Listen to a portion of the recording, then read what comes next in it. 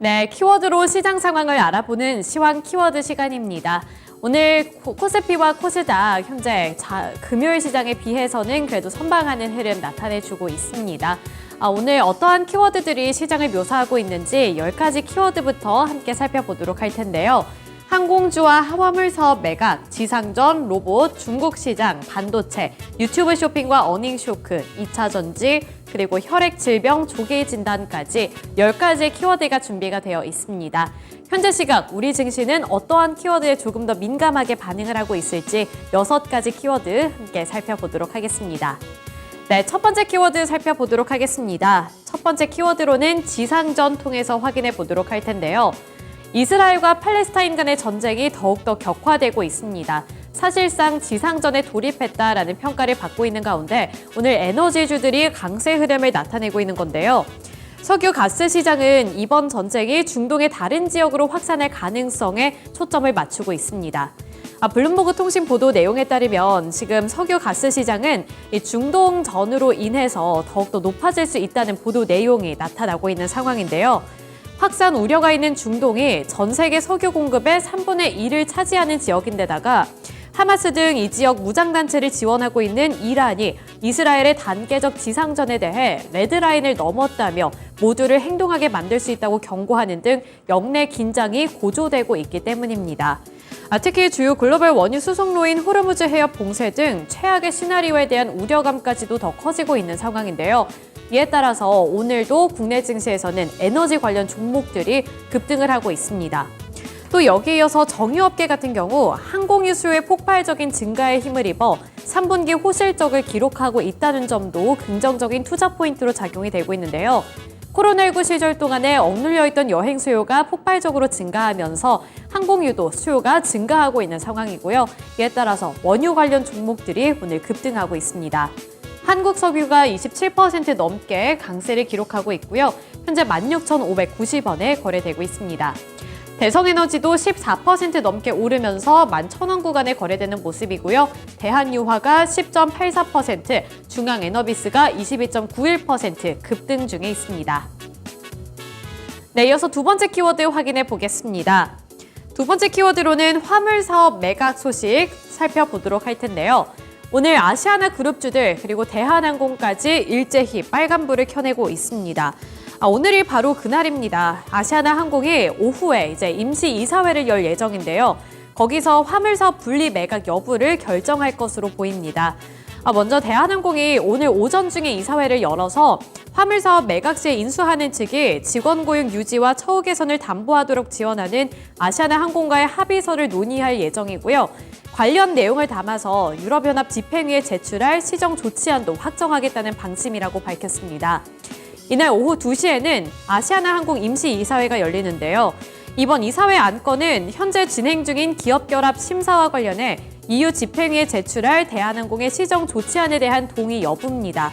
앞서 유럽연합 집행위는 두 회사의 합병에 대해 유럽 화물 노선 독점이 우려가 된다면서 시정 조치를 요구했고요.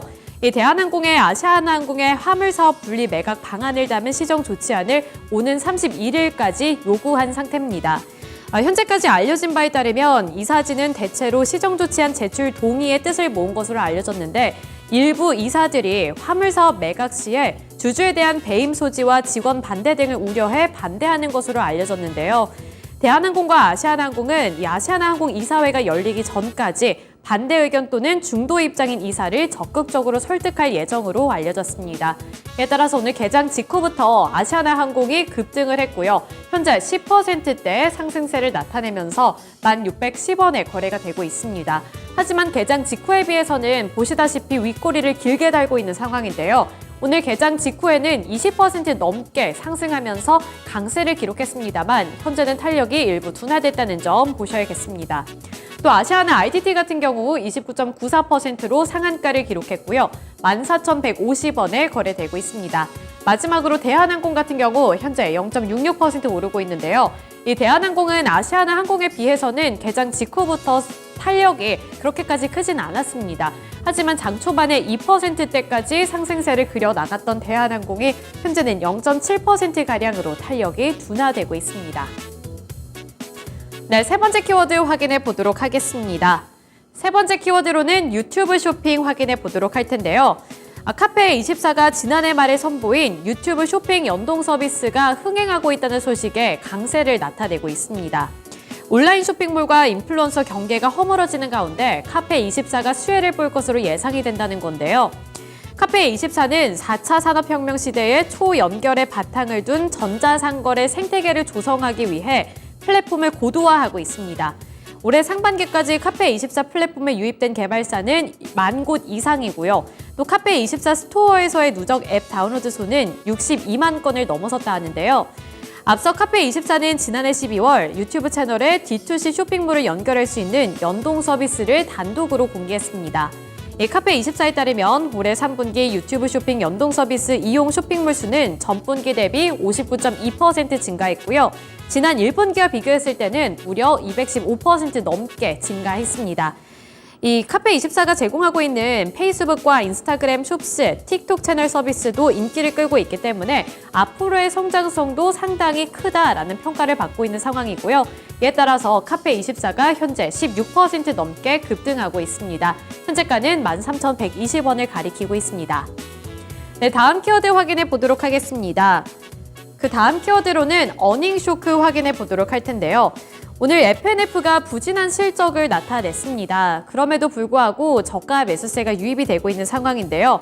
FNF는 3분기 매출 5,233억 원, 영업이익은 1,575억 원을 기록한 것으로 알려졌습니다.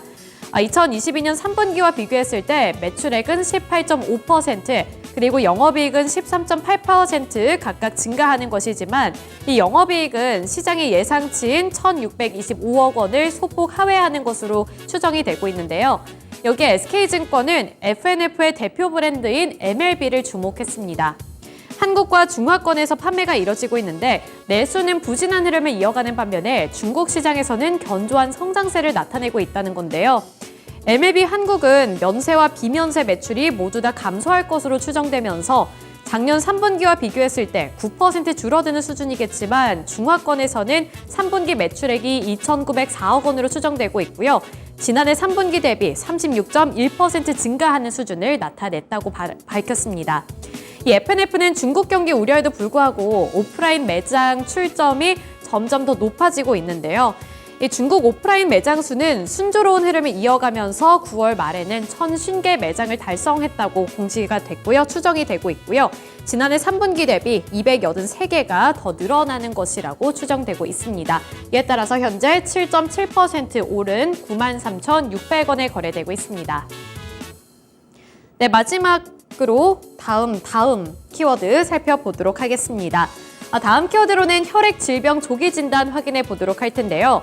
클리노믹스가 지난 27일 소량의 혈액을 추출해 암을 조기에 예측하고 진단하는 방법에 대한 특허를 확보했습니다.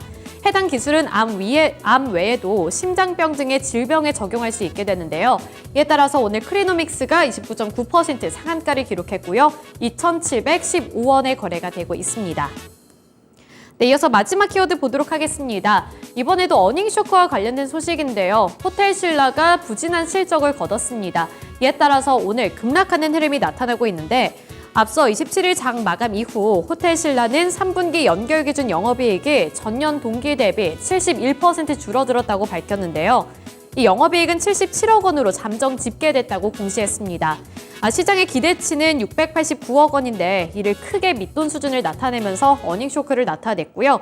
이는 전년 동기와 비교했을 때도 큰 폭으로 밀려난 수준입니다. 그리고 같은 기간 매출액은 1조 118억 원으로 전년 동기 대비 26% 줄어들었고요. 순손실 같은 경우에도 33억 원을 기록하면서 적자 전환했습니다. 이에 따라 호텔신라가 현재 12% 넘게 급락 중이고요. 6만 원까지 밀려 내려갔습니다. 네, 이렇게 특징주들까지 함께 알아봤고요. 지금까지 11시 구간 시장 상황이었습니다.